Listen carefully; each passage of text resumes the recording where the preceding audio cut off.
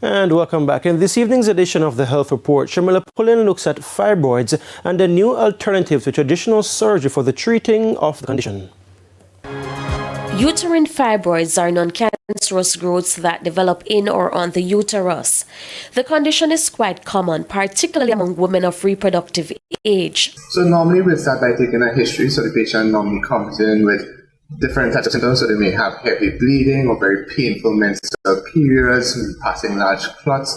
Many times patients may be anemic and feel, weak or even shortness of breath. Sometimes they may see a bulge in their tummy as the fibroids get larger. Some women have what they call pressure symptoms, such as frequency. They have to go to the bathroom often, or they may have constipation. And unfortunately, some patients may also suffer with fertility issues from the fibroids. While the exact cause is not known, factors such as genetics, race, and hormones seem to play a role. Diagnosis is typically confirmed through an ultrasound and lab tests. Treatment often involves traditional surgery, but another option that more women are gravitating towards is uterine fibroid embolization. So uterine fibroid embolization, we've been doing it consistently in Jamaica for just about 2.5, 3 years, and we're coming up to a major milestone now where we've treated just about 100 women with uterine fibroids.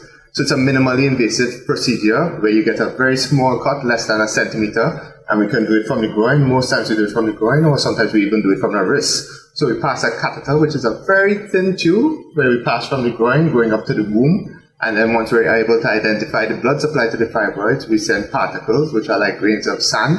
They go towards the fibroids, causing the fibroids to shrink and die, and the womb survives. While UFE may not be suitable for everyone, medical experts say it has proven to be effective for a large percentage of women. So most patients are back to work about 7 to 10 days after the procedure. Patients get great relief. So most patients, in terms of the bleeding symptoms, it's effective in 90 to 95% of women. And they're overjoyed. Sometimes we do patients who are having heavy menses at the time of the procedure, and they're so shocked by the time that the procedure is finished that their menses have pretty much gone back to normal. So patients have expressed to me that they haven't seen a normal period in 7 to 10 years, and immediately after the procedure, they're overjoyed to see that their periods have returned to normal.